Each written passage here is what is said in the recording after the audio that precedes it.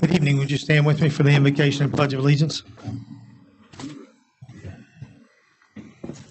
Rod, if you'd lead us in prayer, please. Yes, that's right. Father, Lord, we come to you. We thank you for all that you've done for us. Pray that you will be with all those that serve, Lord. Touch them in a mighty way. Lift them up. Keep them safe, healthy. Thank you for the citizens of Vienna. Thank you for the employees in Vienna, Father. We just pray that this will continue to be a good town to live in. Pray your blessings to be upon this town, be upon all those who serve, Father. Just watch over us, give us wisdom, give us a direction that we may follow. Be with us tonight. We have well, according to your will. We ask these things in your name. Amen. Mr. Skogstad, please. I pledge allegiance to the flag of the United States of America and to the republic for which it stands, one nation, under God, indivisible, with liberty and justice for all.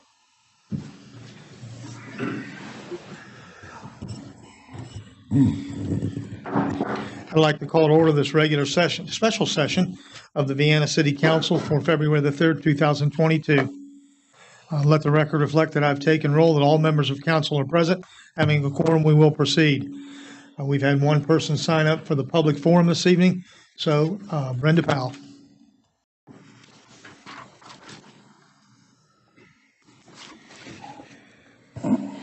Thank you. My name is Brenda Powell of 1409 31st Street in Vienna. I wanted to come before council with a request. With us being starting the budget process today and hearing the different budgets from the different departments, I wanted to ask about the fact that I know that the Parkersburg Humane Society comes before council every year for money to help with their shelter. Although they do not help with cats, and this isn't the first time that this has been brought before council, but I want to bring it again before you. We have a brush pile that we burn, and we cannot burn it because there are cats having litters of kittens in the brush pile. We can't, they're just continuously having litters of cats or kittens. So I wanted to ask you if it's a possibility that the city would think about, because they've had I don't know whether you still have it, a vehicle for the animal control, and you had traps and all of that. I don't know whatever happened to all of it, but I was hoping that the city would put forth some money towards helping with the cats in the city for spade and neutering. I spoke with Andrew Yost. He's actually with the West Virginia Spade and Neuter Assistant Program through the Department of Agriculture. That being said, I spoke with him and talked to him about the city requesting grant money from them to help with this situation that we have going on here within the city and abundance of cats. He said he's never had a city, request money, grant money, but he said they can, but he said I've never had them do it. But the applications actually are accepted through their website. The money becomes available, or the applications become available in December, but they have to be submitted by February. This is every year that money can be received, for that process. Like I said, I would appreciate it. You can find them or find this through the agriculture.wv.gov. And it is Andrew Yost, and he has a website. And the phone number is 304-389-9750 if you would like to contact him in regards to it. But I'm hoping that something can be done for the cat situation that we have here within the city. So that's all I have for this evening. Thank you.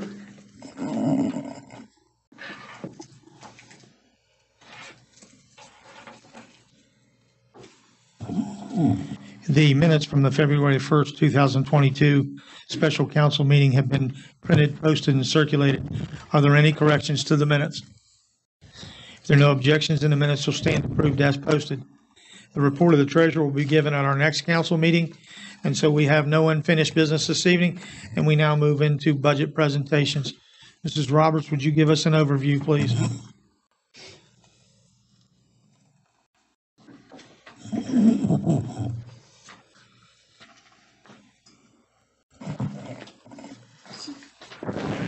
So tonight begins the budget process. I believe I had placed all of the documents in the Dropbox last week. I heard that you all didn't receive them, so then I emailed them out. And so if you are not receiving the information, would you please just give me a call and let me know, and I'll make sure that you get a copy of it. We'll meet tonight. We'll meet again next Thursday night to finish up the department budgets. Outside agencies will come in on February 17th, and the Parks Department will finish up on February 24th. You'll be given an opportunity tonight to ask questions at the end of each department head's presentation. They will try their best to answer your questions. If there's information that they cannot provide tonight, I will try to gather that for you and pass it along to all of you. In the next couple of weeks, I will fill in all of the salary line items and get a spreadsheet of that out to you. It will include only the 35-cent longevity. Anything outside of the 35-cent longevity, I will prepare in a separate spreadsheet so that you can see the effect on the budget of that. I take care of line item 19, which are our lease payments, which are things that we have already committed to. I also take care of line item 26, which is our property and casualty insurance, and we do not have those numbers yet. Also, we have had a bit of an issue with our line item 11, which is our telephones. We purchased a new phone system for the city in the last year. We've had some billing issues, and we are at this time trying to do our due diligence to make sure we're paying for necessary services, and I will update that number when it becomes available. So Kevin Parrish is going to start us off tonight. Once again, if you have any questions for me, just give me a call. I'm here every day. I have just one quick question before Yep. you take off. You said line 11 telephones. Is that the SIGRA system? Yes. Okay, so that's more than just telephones. It's the SIGRA system, the intranet, the firewall, all that? Yes, all comes out of 11, but it's all tied in with that SEGRA system right now. Okay, because I know that system was, it's expensive, Yes. but it is what it is. So I just wanted to make sure. It is what it is, but we're trying to make sure the bills are very complicated.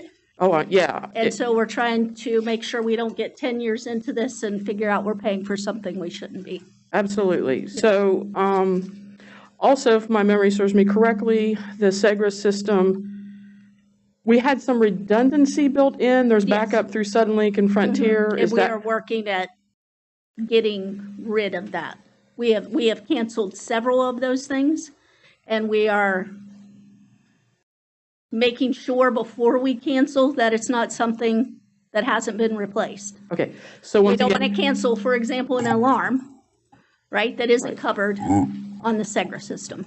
so that the Suddenlink and the Frontier, it's also everything is in line 11. Yes. Okay, I just want to make sure I Nope, know what's it's going all on. there. Yep. Okay, great. Thanks. And I will, like I said, update it when the numbers play out. Gotcha. Okay.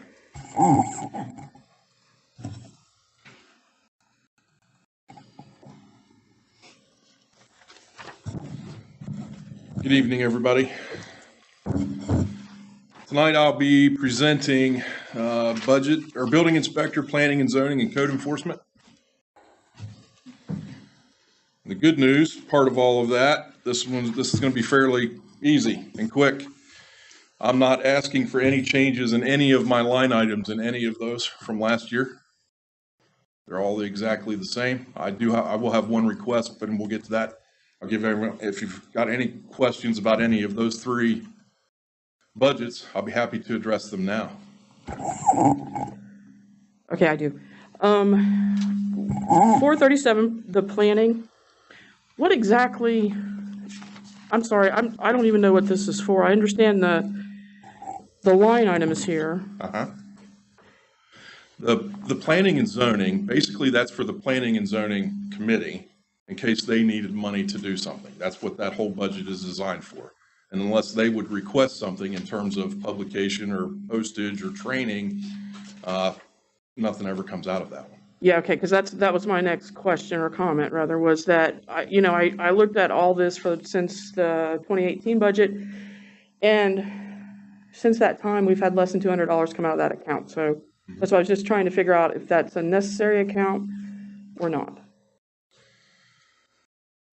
To $1,250 that. Right. So, because we've spent less than $200 since 18. I think we have that, just like with the demolition, right? We put a few funds in because we have to budget it, Right. right? And so that's, If, for whatever reason, just worst case for you, Kim, we have a situation come up for planning and zoning and we need classes or education for those folks. The class may get past us before we could get the money reallocated to go. Sure. That way, if it's already in the line item, it's, This is how the state breaks it out. These numbers are assigned by the state. And so the state says planning and zoning issues should be charged to this line item. Yeah. So that's what we try to do. Okay, my question was just rather, is it prudent to leave the 1250 in there? If that's the case, that's fine. I don't have an issue with it. I was just looking at historically how much money was spent in that account. So that's why the if question. you're asking my opinion, yes, I'd say leave the money there. Yes, So, I am asking your opinion as a department head. Thank you. absolutely, leave it right where it is.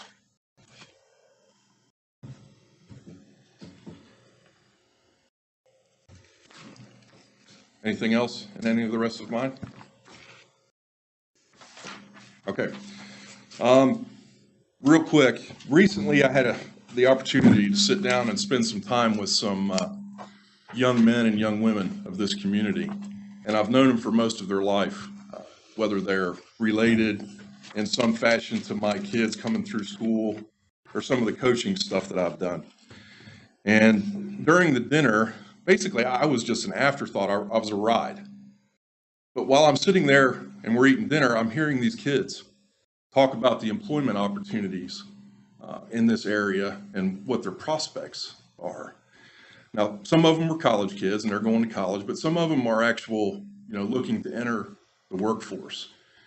And they're sitting there talking to them, they're networking.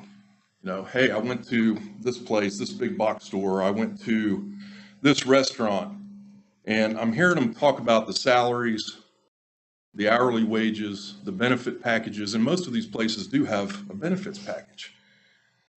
So they're going through all this networking while we're eating. It's a nice evening.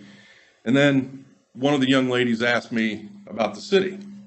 Well, what entry-level job opportunities are with the city? So I piped up and gave them my 5-minute recruitment speech, all the benefits of working for the city, and it was all going extremely well until I got to the starting salaries, which, for those of you who don't know, it's $11.89 for a laborer and $11.67 for an office worker. And it got real quiet after that. A couple seconds, kind of a pregnant pause. And then one young lady, very smart, very bright, said, "No disrespect, Kevin, but why would I go to work for the city making $3 or $4 less an hour with a comparable benefits package when I can go somewhere else?" And what I got from all of that was the very first thing that jumps out to the younger generation is the starting wage. The fringe benefits are fringe benefits. Now, our benefits are very good, and that needs to be taken into account, but I couldn't provide a reasonable response to her question. So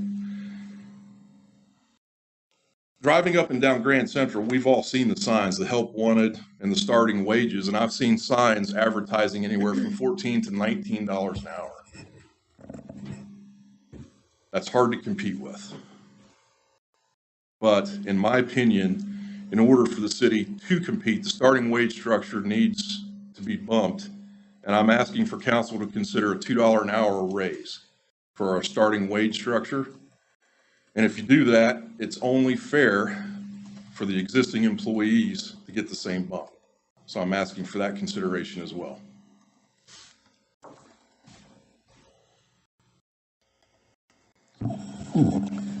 All right, Kevin, thank you.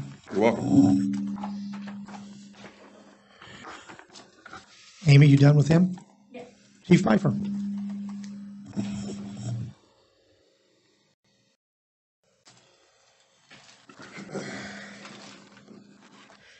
Hello. Thank you. Are we doing the police department first, or you want the police It judge? doesn't matter, it's up to you. Okay, we're going to start with the police department. And I'll just start where Kevin Parrish left off. I'm also asking for a $2 raise across the board for all employees. He said it very well. This right now, we are all watching an employee world right now, very employee driven. We see the signs. There's a reason why these places on Grand Central, and he mentioned it driving up and down, still have the signs up, because people aren't going to work. And not only are people not going to work, I want to keep the people I have at work. So I think that's a good point. Also, from line items 1 through 10, I'm asking for 2 additional police officer positions. Those police officer positions, I think, are something needed by the city. I asked for a position, I believe it was 2 years ago, that did not come to fruition. I believe it's still merited. We are seeing not only a severe lack of police recruitment and people applying in the police field, it's just not keeping up with attrition and what the community needs. So that is my opinion. I will sit down with anybody and have a conversation about that. If that would happen, I will add something. I don't know if I can fill them. So it's a double-edged sword. I want to say the last 4 civil service tests we've given, I've got 3 police officers out of 4 tests. And that's disturbing, to be honest with you. I believe if the more positions, if we did get those added too, I would kind of like a proactive type approach. I think we lack a little bit in proaction. And when I talk about that, I would like to add something to do with drugs, like either add them on the drug task force, maybe a canine officer. I don't know, but I won't have to cross that bridge probably. And so if it not only 1 comes through, but 2, if I can even fill them, I just don't know. We've seen surrounding departments add civilian positions to support police and under their police departments. And that comes with some hurdles too. So I don't think we're there yet. We very well may go that direction. And if you can't hire people and we have to, restructure that so civilian could be hired or civilians or whatever, I'll look into that then. But that's what I'm asking for. I also would like, as far as the structure and the composition of the police department, to add a captain's position. And eliminate a sergeant's position. So monetarily, what that would do, a captain position over a lieutenant makes $1.80 more an hour. A lieutenant makes $1, I believe, 56 over a sergeant. So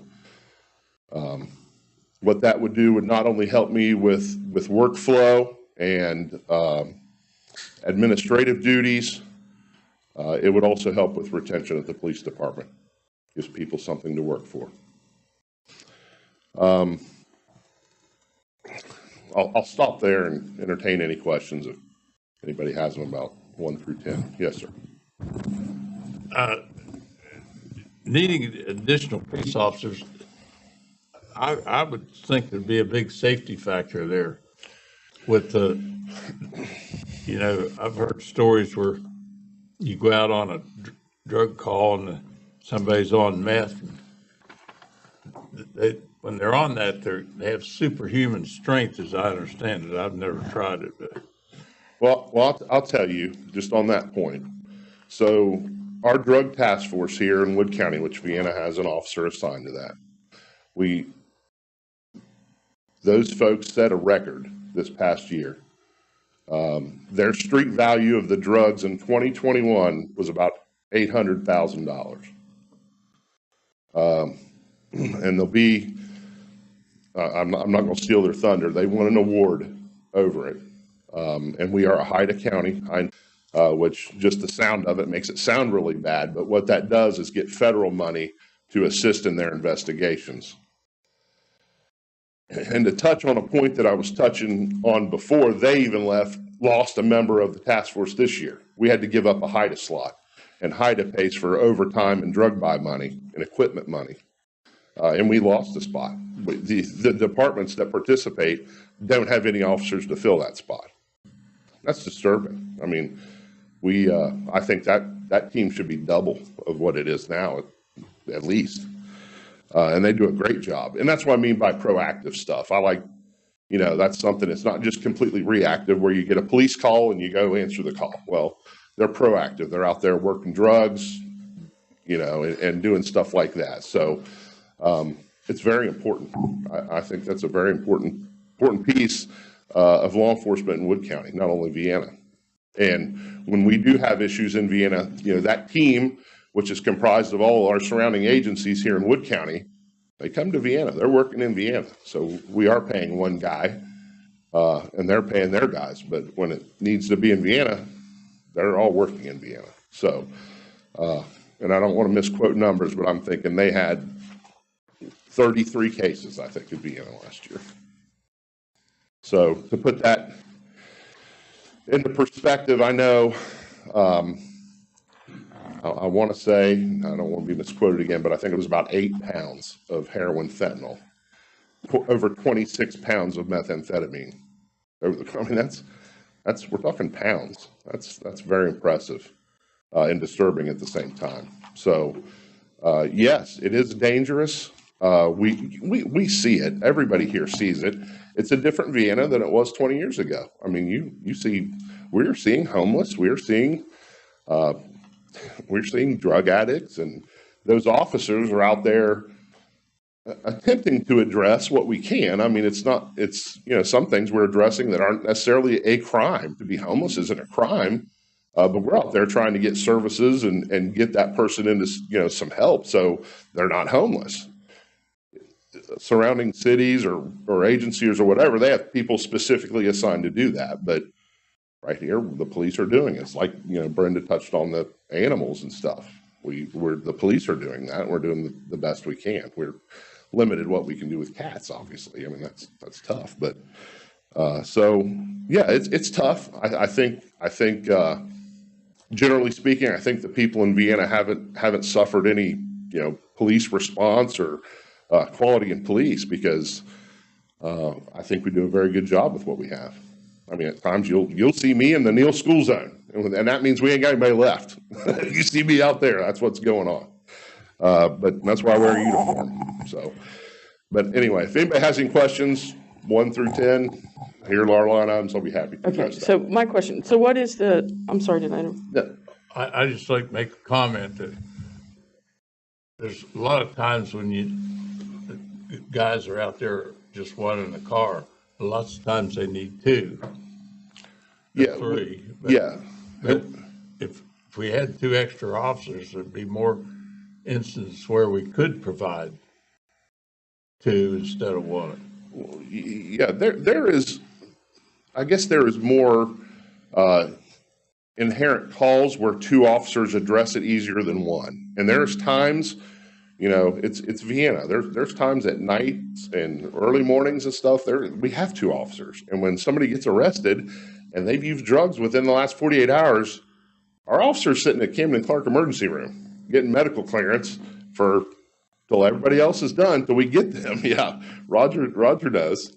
Till we get through so we can get them, where they got to go. So it's tough, and everybody's job's tough. Our job and what we do. I'm just telling you, I'm trying to relay what I need, and I think that would be better. We would be better for it. I really do. So, Kim, you have? Finished?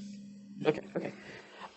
So what is the current starting salary for officers? The current starting is $20 per hour. Okay. So then, that would make it 22, right? If we would approve a $2 raise.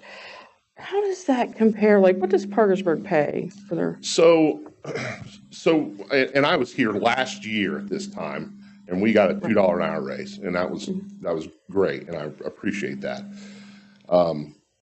Parkersburg. So just comparing to Parkersburg, when I presented then, and they started at, I don't want to misquote because I don't have that in front of me, but it was more than us. We were at the time at $18, and they were over 20. So the way they factor in, and they don't call it COLA, the cost of living, I don't remember what they call it, but they take that money like our longevity increase, and they add it on the front end, just what Kevin was hinting on. If you get a raise, add that to the front. And I would like to see that, because the only thing I think it does is make me come back in front of you again and say, hey, we need a raise here because we're falling behind again. So everybody's in competition. We talked about the $10,000 bonus, for a certified officer. I mean, we're all fishing in this little pond, and it's shrinking. And everybody's trying to figure out ways to get police officers. Huntington and Wheeling right now got a $20,000 bonus. So and everybody's kind of in this, oh my gosh, what are we going to do? And I talked to my friends of the Charleston Police Chief test. I had 7. So he's like, wow, that's better than that. I mean, it is, but that was a record low for us, a record low. And we continue to set record lows on these civil service exams. And I'm not sitting here saying that this $2 per hour is the end all be all, and now we're going to have officers coming out of the woodwork. I see it changing, and I think this will help. I don't know right now is the time, and come say, hey, I need $10 an hour, so I know everybody's going to come here first. But this is where it's going. And when I say it's an employee market, it is just what he was saying. I mean, there's people say, that's everybody on Facebook's like, gosh, shucks, I missed that police cutoff by a year. They do, and it's like, well, we've been hiring now for 4 or 5 years, pretty much continuously.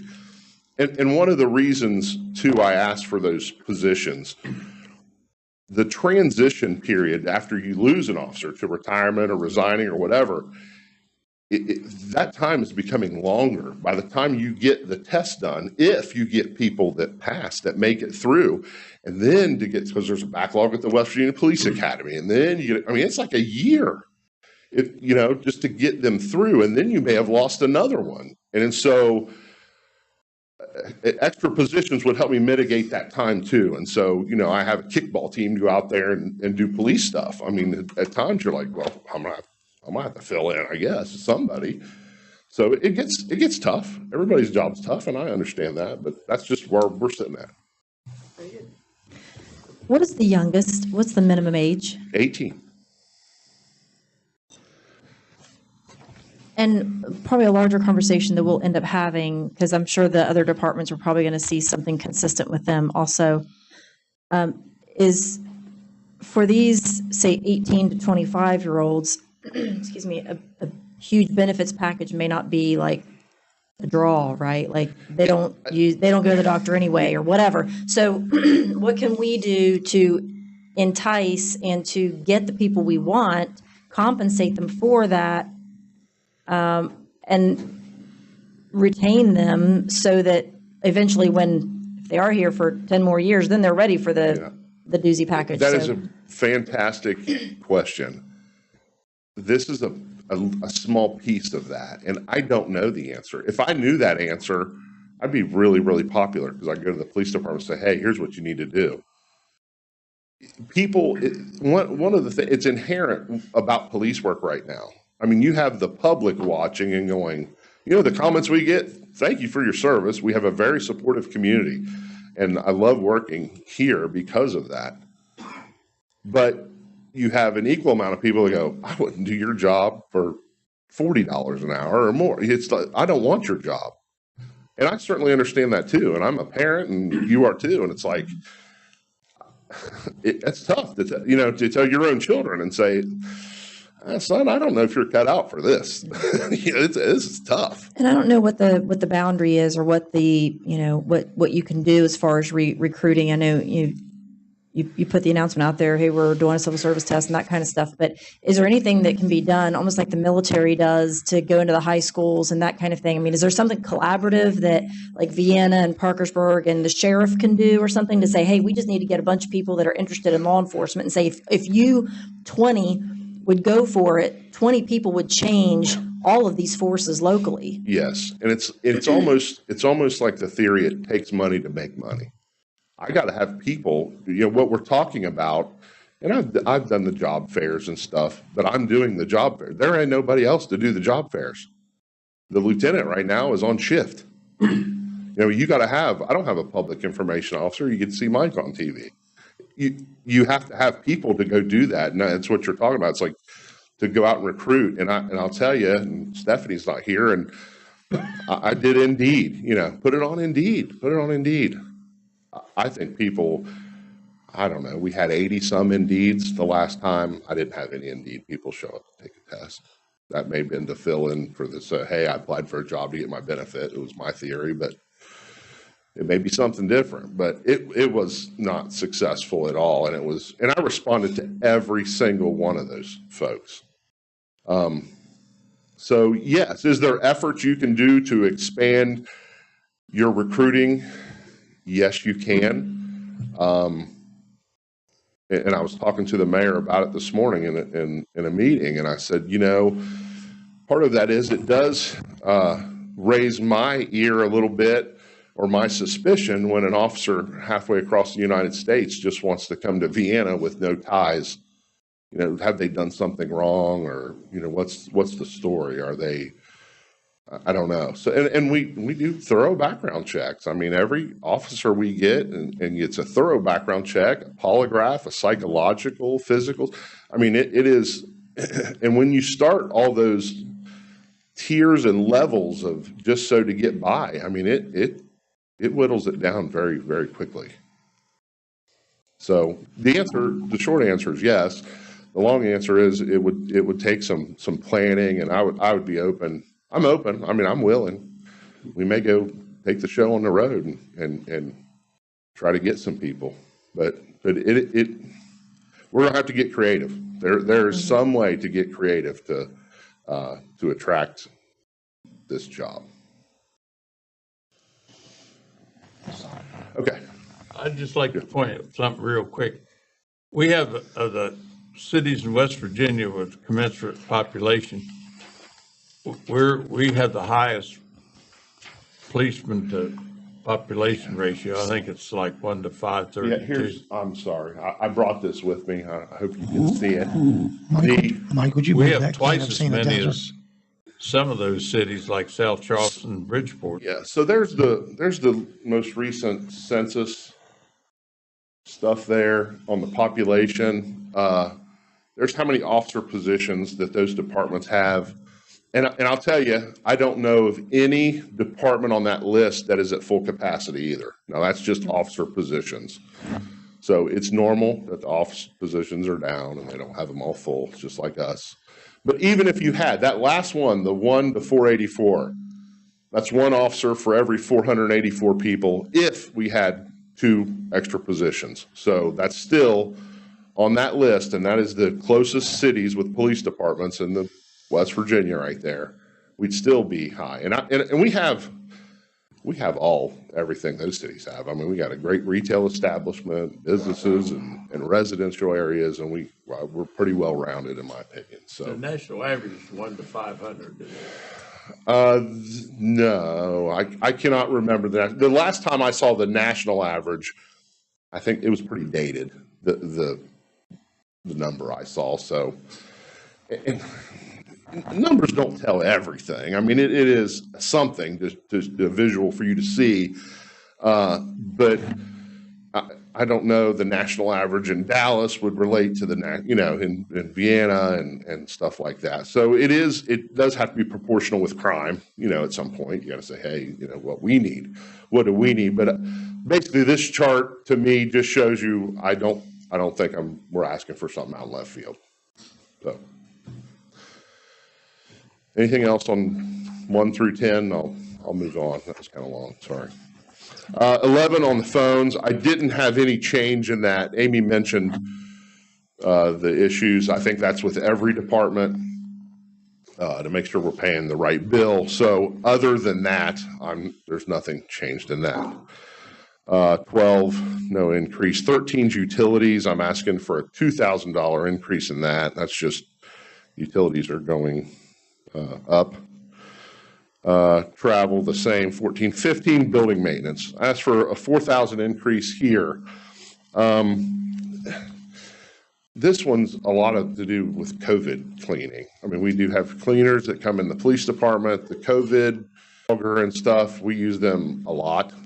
We haven't had in the police department like any major outbreaks or anything.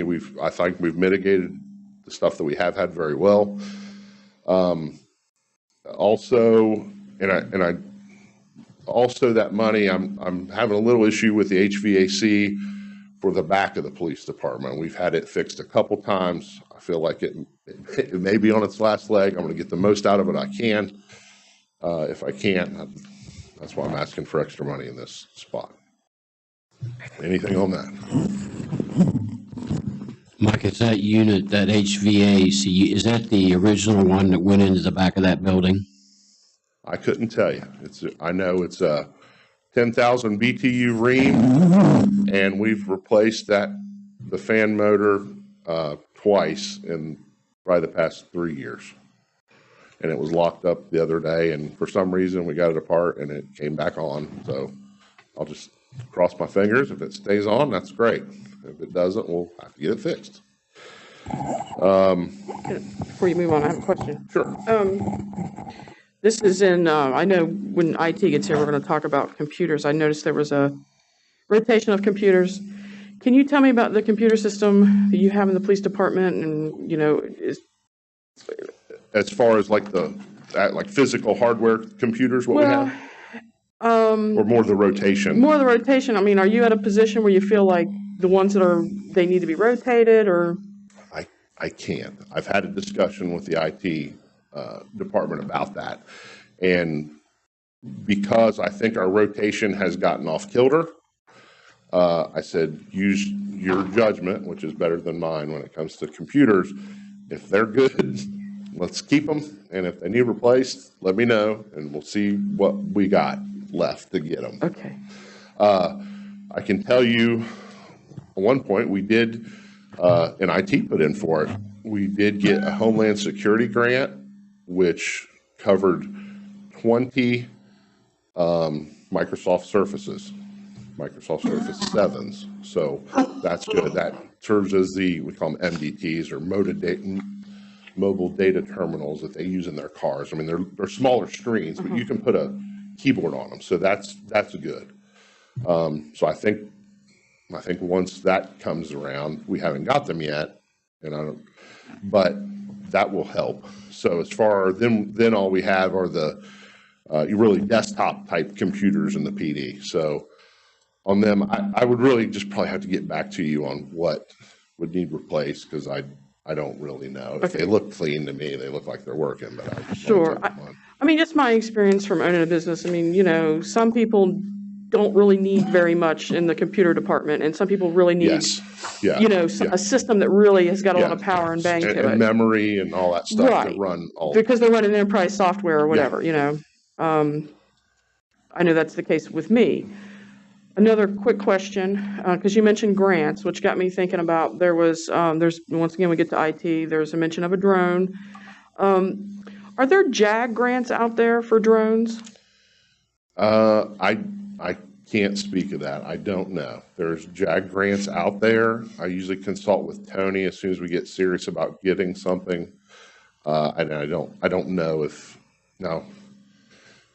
know Chris, when Chris McGrew was here, he had some conversation with Tony, but I haven't had any with her about that. I don't know how many JAGs we can get. We do have JAG for covers Adam at Jackson. We do have JAG grants that covers our guy assigned to the task force as well to pay for some of that salary. And I don't know how much. The last time I think we tried to do something JAG related, they're like, you already have 2 JAG grants. But I'll check. And the reason I asked that is because I know we talked about this last year. I talked to you about it in your office, and I think you brought it before council too. About a JAG grant that would, the license plate reading, we remember? That was a Homeland Security grant. Oh, okay. And the mayor knows, I've been working on this since December 2020, and I'm still working on it. And we got awarded 66,000. So it is just now where that's going to go. And I got to get some permission where I want them, but I already have Plan B. So I'm going to have to put in a little extra money, but that looks like it's going to come to fruition. That's going to happen. Good. But that was a Homeland Security grant. So the same thing could possibly apply for drones, Homeland Security? Yeah, Homeland Security, it's possible.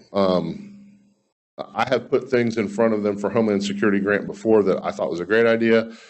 The grant committee did not think it was a great idea. So whatever their flavor is, the people that are deciding where the Homeland Security money goes, if they're in for drones that time, maybe that would be a good thing. And you can try to put your feelers out and see what's successful or what other departments have had or grant writers or whatever. But Tony, she's got a good handle on that.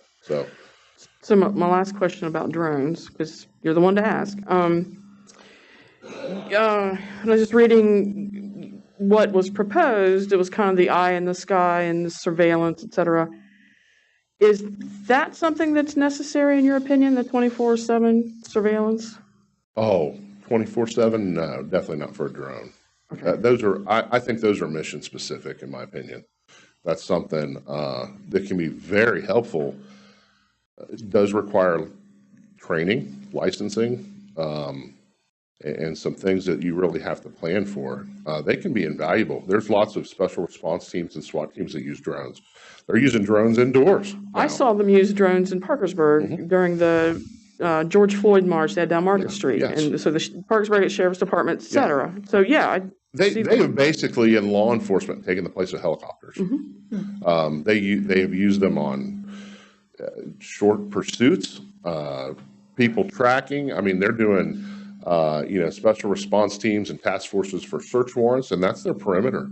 They send up a drone. I mean, so that's I guess what I'm getting to in a long about way is, if drones are what you need, and you said it yourself, it's just targeted and very specific. So, that's kind of what I'm trying to get for that. I can't see, I do not see us using a drone like weekly or does that? Yeah. Yes, there's lots of attachments you can put on drones. You can put on FLIR, the forward-looking infrared, so you can see at night and see, the white hot and see people in the woods or whatever. That's very effective. You can cover lots of ground for missing people or children or Alzheimer's people that wandered away or so. I mean, there's lots of uses.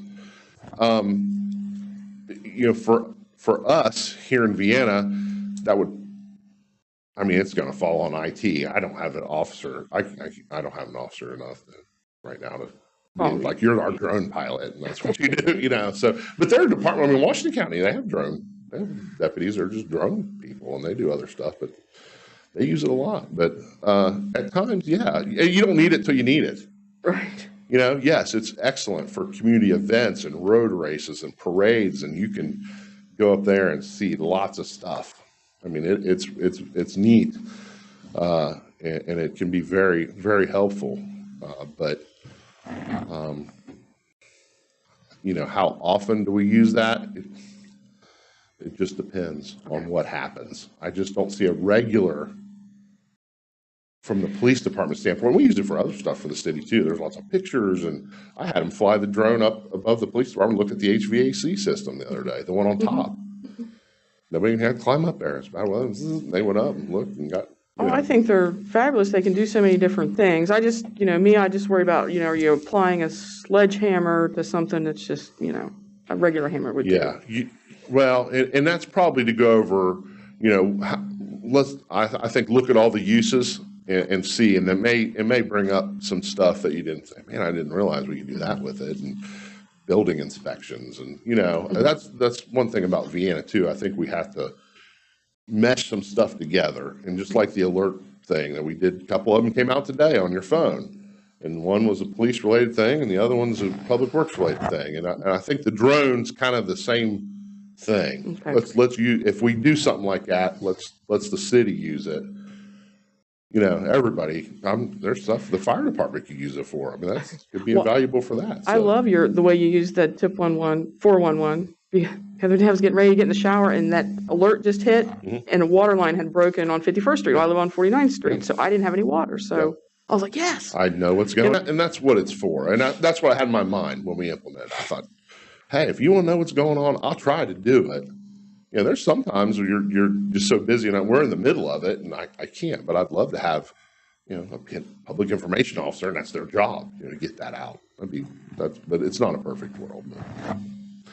Okay, we'll move on here. Sorry. Equipment maintenance, there's no change in that. That is a big number, $32,000 in that line item. But everything, we continue to go to the subscription on your equipment. That is just the way they are doing business, and there is no way out of this thing. So, and I can go over all the stuff we pay subscriptions for, but the number's not changing. That's what we had last year. It won't be anything different this year. Those numbers 17, 18, 19, 20, 21, and 22 are all the same. 23 professional services, asking for an increase of $3,000 there. And that's for the testing stuff. Testing's very expensive, and I'm not talking just the paper book test that they come in and take when they're applying, to give people physicals and psychological tests. And I expect, and right now the city of Vienna, we get our polygraph test done for free. I would expect that's going to change very shortly, because the state did pass law that if you're going to be a police officer and certified in West Virginia, you must polygraph before you're hired. So there's some smaller rural departments that weren't doing that before, and that may be a source of income for those that are doing those polygraphs. So I could see that going up. So that's why I put that in there.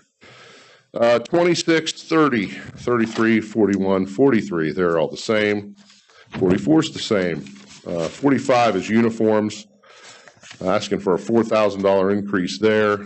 And that's the strain of new hires. If you get new hires, the cost of material right now and our clothing and leather gear and boots and jacket, it is no different than anybody else. Everything is going up, and that's no different there. 57, 58, same. 59, capital outlay. I didn't put in for any cruisers last year. This year, asking for 3, and I do want to put in, probably one of those would be contingent if we did get 2 extra officer positions. And I'd probably hold off. Obviously, I don't think I'd get 3 at the beginning. I may not get 2 of those 3. I don't know. But if we did get officer positions, and we did for some reason get officers in, I would need 3. That would replace 2011 Dodge Charger. We recently we got rid of the 2007 Durango that we had too, so we got rid of a couple cars there. The only other item in 59 is an upgrade for the Milo range. Now, the Milo range is a computer interactive simulator that we have at our annex. What that does is that is how our officers train on use of force.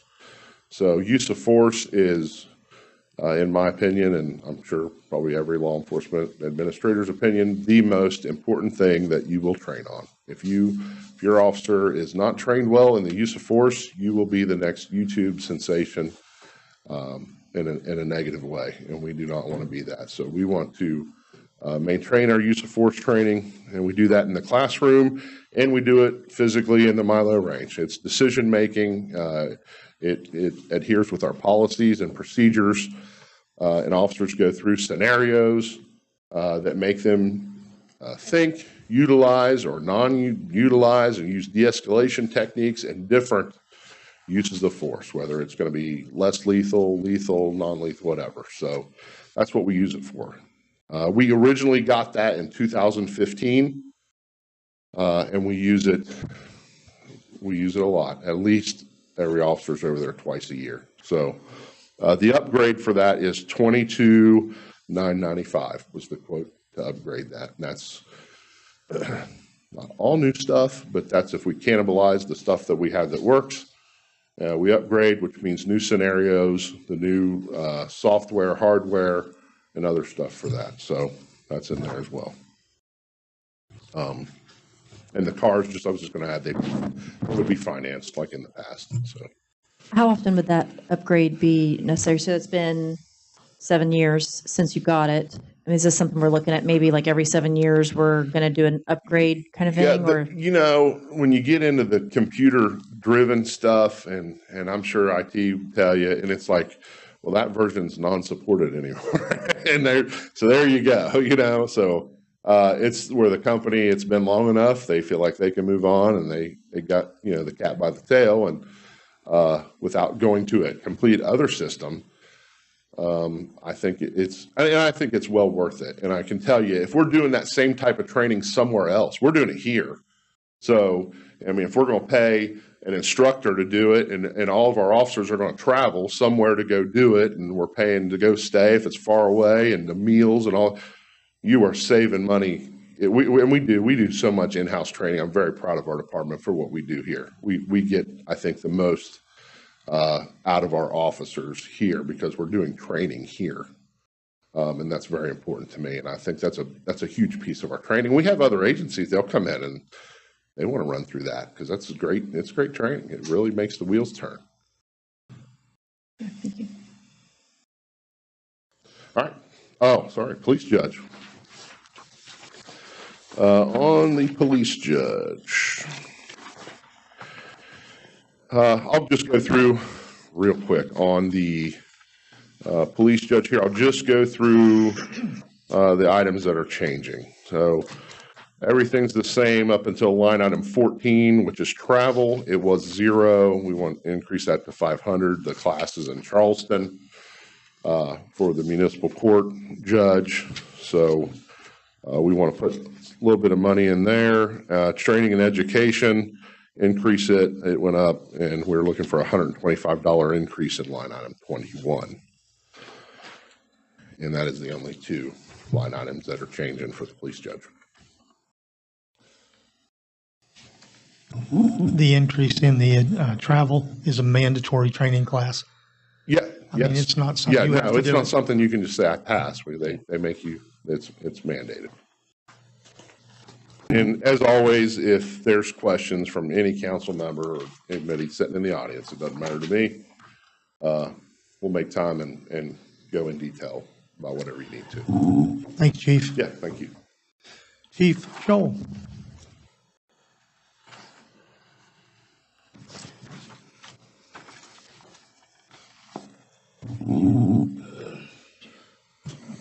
Good evening, everyone. I'm just going to go through the budget, and I'm going to hit the lines where I'm asking for increases, and the line items that are staying the same, I'll just bypass those over those unless you do have questions. In the 1 to 10, I'm wanting to increase my maintenance technician from a Class 3 S3 to a Class S4 due to the fact that he's got a general contractor's license. He saved the city, untold amount of money by doing stuff in-house. We don't have to budget or bid it out. Everything's done in there. He's done it for basically all the departments throughout the city. We farm him out to other departments throughout the city to be done things so that they won't have to be put out the bid. We do it in-house throughout the city. He's basically, he's the crew leader on those situations like that, so I think he deserves the qualification upgrade. Line 11 is the phone everybody's talked about. That will be left up to the finance director to be put in there due to, she's working on that process there. The line 19 is the rents and things on payments on the vehicles. Got the number from Amy on that.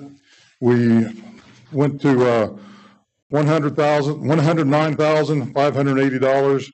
That's down from $192,151. That's due to the fact that one of our vehicles is being on the lease plan. It will be paid off in, I believe she said, October. And then the following year, the other one that is on the lease plan will be paid off.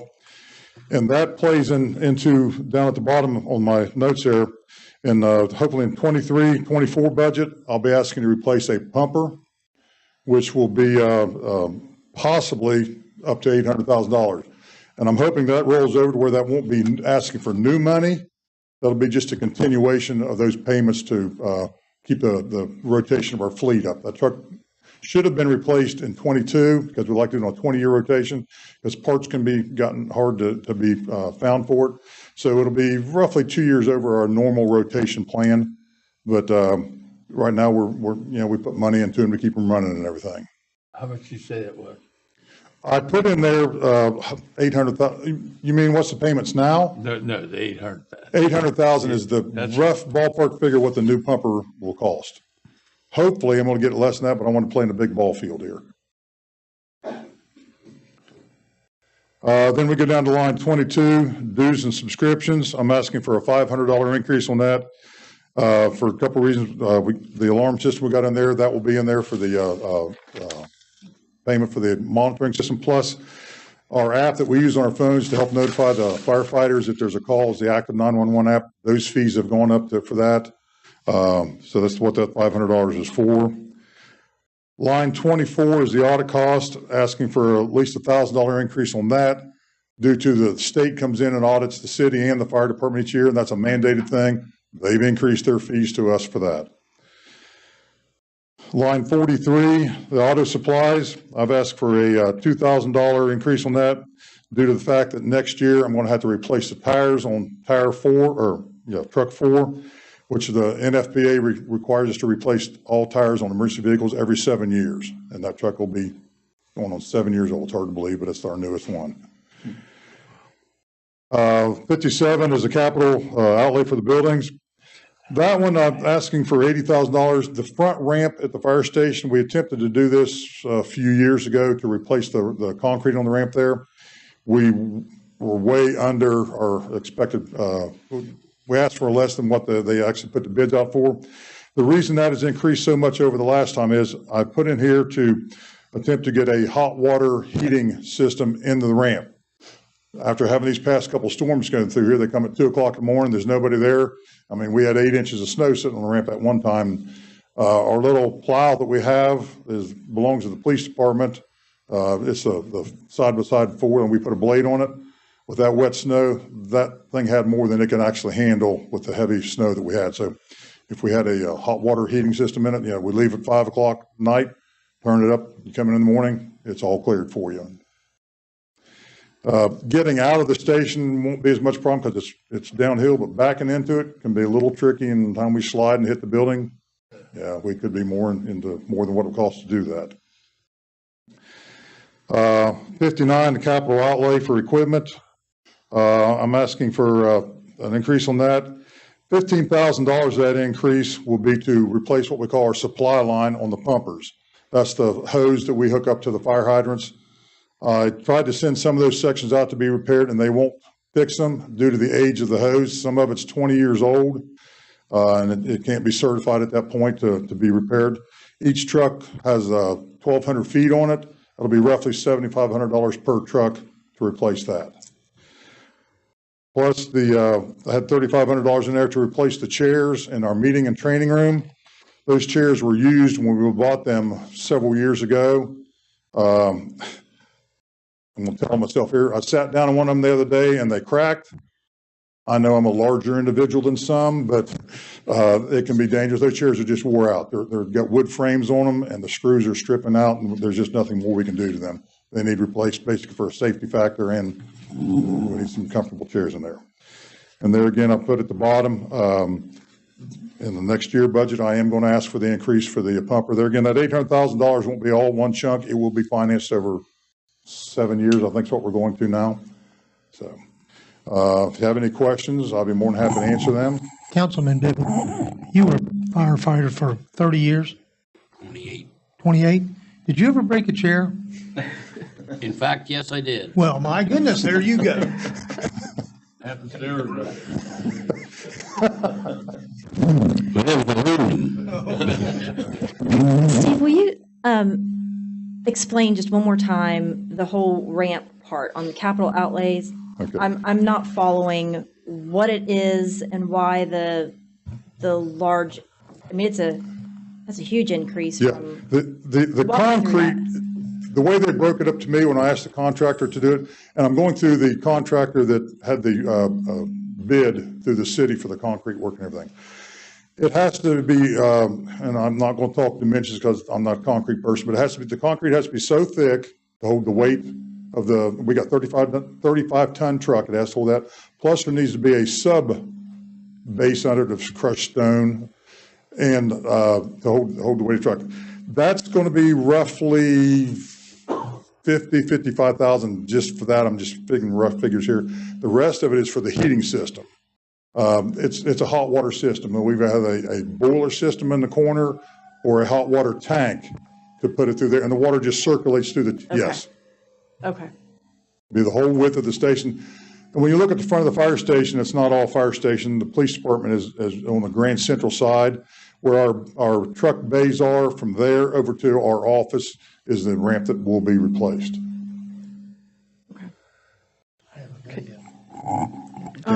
Can you tell me what the difference in salary is from an S3 to an S4? I think it's 64 cents an hour. Okay. Don't quote me on that, but I believe Well, I that's, can follow up with Amy then on that. yeah. Okay. Send Stephanie an email, she'll tell you. Okay. Thank you very much. That's very close, I'm sure. I can ask her. Okay. But I'll provide you a payroll sheet, just for the things that people have asked for and the dollar amounts of how that plays out. Yeah, because I'd actually be very helpful to know what all the classifications are because I didn't even realize. Okay. Any other questions? Thank you, Chief. Okay, there again, I'm in the office Monday through Friday, 8 to 4:30, or I can make arrangements after that. If anybody has any questions there, please get a hold of me. Thank you. All right.